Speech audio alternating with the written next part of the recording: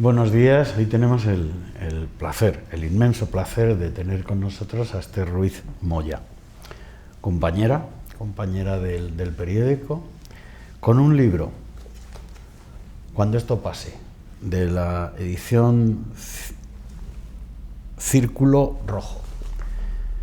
Es un libro muy personal, escrito durante el estado de emergencia, desde mediados de marzo hasta el día anterior al verano, desde marzo a junio, y lo que queremos hoy es desgranar por qué escribe el libro, cómo empieza a escribir el libro y qué ha significado el libro para ti. Hola Esther, buenos días. Hola Pepe, muy buenos días. ¿Cómo se te ocurrió este invento? Pues es que ese invento ahora es un libro, pero no nació con vocación de libro.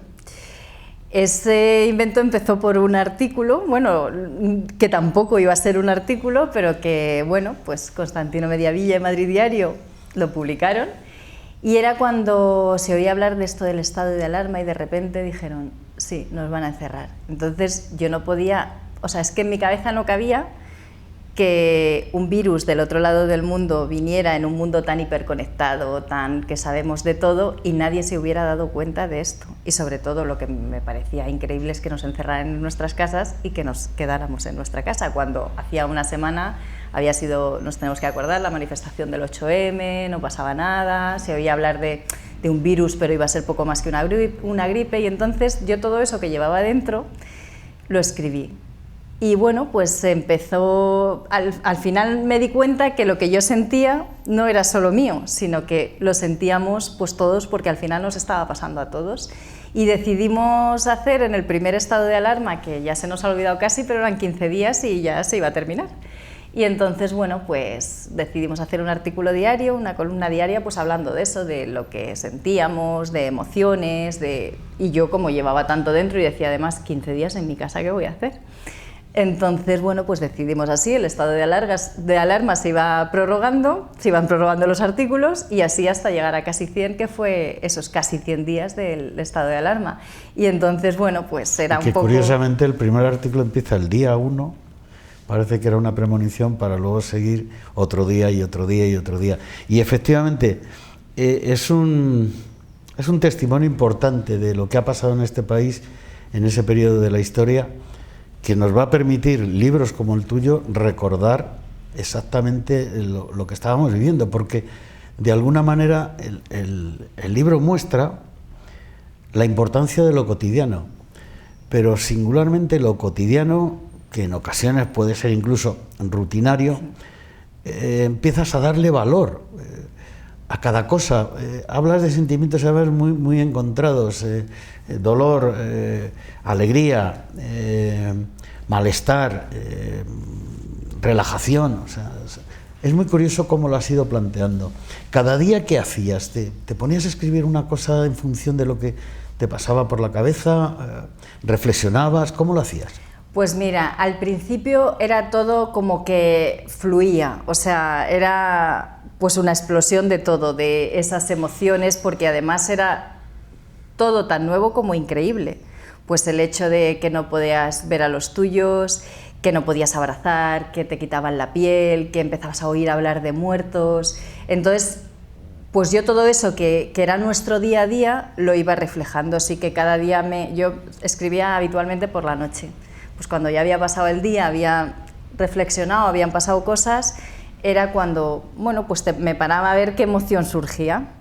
Entonces al principio era, por eso hay mucha alma, porque es muy emocional todo, pues o te enterabas eso de alguien que había fallecido, por ejemplo, el de los primeros capítulos, que es la despedida, es por eso, porque fue la suegra de una amiga mía, y entonces decía, es que ya no solo que no pueda ir al entierro o haya tenido que morir sola, es que no puedo estar ni con mi marido, porque claro, eso también se nos ha olvidado, pero no había PCRs, no había pruebas para saber si tenías COVID o no, entonces te tenías que aislar.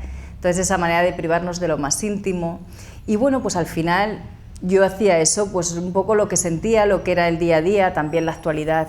Era un día nos decían una cosa, otro día nos decían otra, yo intentaba reflejar eso. Sí, parece que el telediario y los balcones eran dos contrapesos importantes, ¿no? Porque el telediario permanentemente te estaban contando cosas que incluso lo de un día era contrario a lo que te decían al día siguiente, y luego los balcones salías a la solidaridad, al ayudarte, al ver que no estás solo, que estabas con más gente. Pero sí, ha sido una labor dura, ¿eh?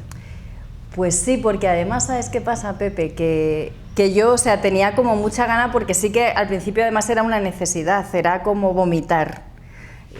Quizá era sanarme por eso, pues por no poder hacer tu vida normal. Todo el mundo teníamos una agenda más que planificada. Las famosas vacaciones de Semana Santa que nos hicieron. Claro, exacto. Entonces todo eso se desvanece, ya no existe nada, luego pues esa incertidumbre personal, laboral, social. Entonces, al principio, pues claro, yo vomitaba de esa manera, pero luego sí que era duro porque yo al final siempre pretendía ver algo esperanzador. Sí, eso ha sido y entonces había días que yo pues no estaba especialmente feliz o ni optimista, pero era como pararme y decir, bueno, algo bueno habrá, o esto, por muy malo que sea, alguna lectura positiva tendrá. Entonces ese ejercicio sí que era complicado, el decir, bueno, pues hemos pasado un día fatal o de 1000 y pico muertos, o de un montón de cosas, o laboralmente de, oye, estoy perdiendo oportunidades de trabajo, pero hay que rehacerse y hay que reponerse. Entonces ese ejercicio a veces sí que era muy complicado. Era muy sanador cuando yo veía comentarios en el periódico y era como, no dejes de escribir porque nos das mucha luz, pones como negro sobre el blanco, palabras algo que sentimos, y es muy reconfortante. Entonces eso al final sí que era un chute de energía y decir, venga, pues sigo. Y eso que no tienes hijos, o no, por lo menos no viven contigo, y eso sí en algunos artículos reflejas lo que está pasando una pareja con hijos. Porque son hijos que no van ni a la guardería, ni a la escuela, o ni a la universidad, y están todos conviviendo. Y volvemos a lo cotidiano. Lo cotidiano es duro si no eres quien lo controlas. Y aquí lo que teníamos era una manifestación clarísima de que somos vulnerables, de que nos puede pasar cualquier cosa, por muy negro que nos lo imaginemos, todavía puede ser un poco más gris de lo que puede ser la realidad. Sí. Sí, yo por eso decía, esto ni al mejor guionista de ciencia ficción se le ocurre esto. O sea, eso tan típico de la realidad supera la ficción. Pues esto es lo que hemos pasado. ¿Hay algún artículo en especial que te haya costado más sacarlo porque ese día pudieras estar con menor ganas de escribir? O sea, ¿hay algún artículo que te haya sido especialmente molesto para escribir? Hombre, había veces que, o sea, no desistía, pero sí que, como te digo, que era por la noche y era como, no, es que no puedo, es que no me sale nada bueno. Entonces sí que tenía pues esa presión que nos metemos todos. Yo encima soy muy autoexigente de ya llega un momento, porque además sí que se ve también claramente una evolución en el libro, hasta yo me doy cuenta de cómo escribo, cómo evoluciono en esa escritura. Entonces ya era como, ya cualquier cosa no me vale. Y sí que había algunas cosas, por ejemplo el Día de la Madre, pues yo, entre que no sabes si iba, yo tengo afortunadamente a mi madre, pero claro, estaba lejos y yo ya no sabía si iba a ser el primero, además en mi casa pues siempre esos días se han celebrado de manera especial. Me recordaba pues eso, hasta en el colegio cuando hacíamos las manualidades para llevársela. Entonces había cosas que me removían mucho y sí que eran complicadas. Además en algunos aspectos yo me desnudaba, o sea, entonces ese pudor que tienes de bueno, pues van a saber que sí, todos somos vulnerables, pero yo también.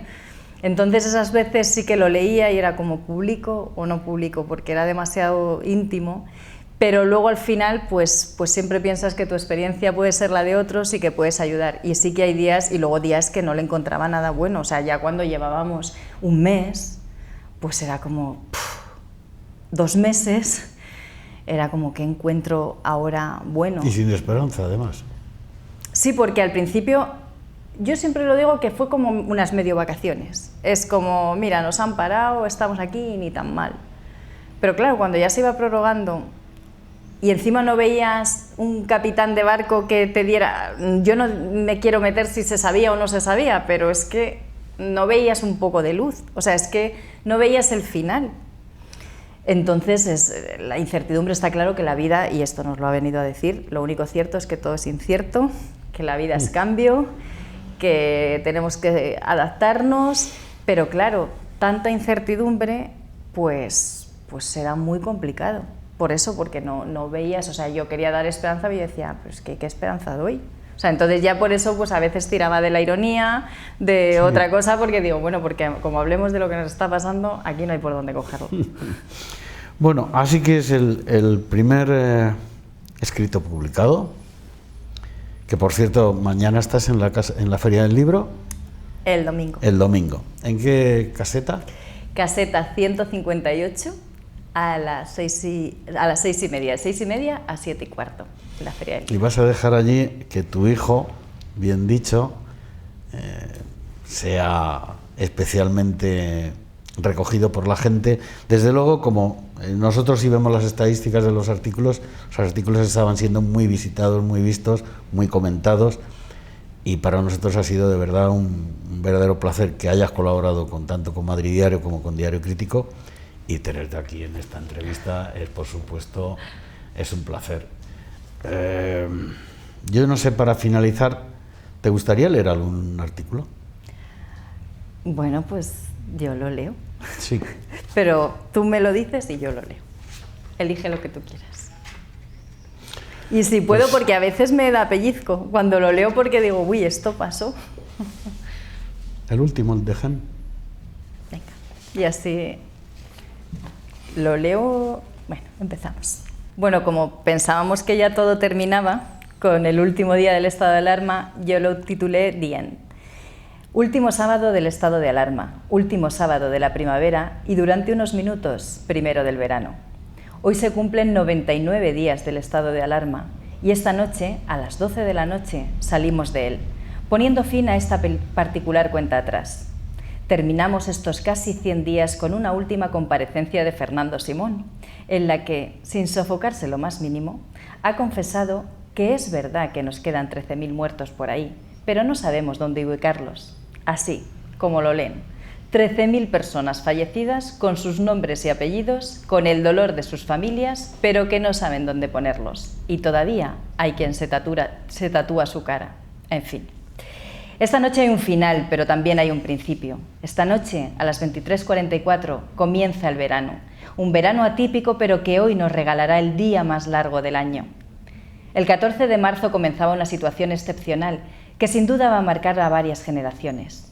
De repente, cuando vivíamos felices preparando nuestras vacaciones de Semana Santa, ajenos a aquello que pasaba en otro continente a miles de kilómetros, eso que nos decían que era poco más que una gripe, para la que estábamos preparados, se tornó en pandemia mundial y nos confinaron en nuestras casas. Se declaró el estado de alarma y con él perdimos nuestras libertades. Entonces, los niños no pudieron ir al colegio ni a las guarderías y los mayores comenzaron a teletrabajar, algo impensable una semana atrás. Se acabaron las clases presenciales, se cerraron los parques, los cines, los teatros, los museos, las tiendas, los centros comerciales, las empresas, los restaurantes y los bares. Y nos prohibieron viajar. Y no podíamos quedar a comer, ni siquiera tomar una cerveza. Y comenzamos a vivir en soledad, con ausencias, sin ver a los nuestros, sin tocarnos, sin besarnos, sin ni siquiera rozarnos. Nuestra necesidad de piel no le importó a la pandemia. Nos obligó a vivir distanciados y a ver la vida desde la ventana, a través de una pantalla. Lo único que se oía en las calles era el silencio, interrumpido cada tarde a las 20 horas para aplaudir a los que cada día arriesgaban su vida para salvar las nuestras en hospitales colapsados y sin materiales. Y empezamos a usar un nuevo vocabulario: curva, escalada, desescalada, hibernación de la economía, COVID-19, pandemia, confinamiento, EPI, respiradores, distanciamiento social, nueva normalidad, coronavirus y un largo etcétera. Comenzamos a escalar y a desescalar, empezamos saliendo a hacer la compra y después a correr y a pasear. Nos acostumbramos a vivir en fases. Pasamos miedo y dolor, mucho dolor, porque cada día se contagiaban miles de personas y morían solos sin sus familias, a las que privaron de lo más íntimo, despedirse de los suyos. Cambiamos nuestros complementos por guantes de látex y mascarillas y nuestro perfume por gel hidroalcohólico. Había comparecencias oficiales, versiones y rectificaciones de los unos y de los otros. El presidente del gobierno tenía su propio espacio en la tele los fines de semana. Redescubrimos colores y sonidos de la naturaleza, incluso nos redescubrimos a nosotros y tuvimos tiempo de resetearnos. Nos acostumbramos a vivir en la incertidumbre, con la certeza de que la vida era imprevisible y que lo único que nos hacía saber que estábamos vivos era el cambio, ese que nos sacudía y despertaba en nosotros un espíritu de supervivencia y de resistencia que desconocíamos. Durante casi 100 días vivimos en una montaña rusa de emociones, contando cada noche a los nuestros, pidiendo que no nos faltara ninguno. Y soñamos con el final para poder empezar.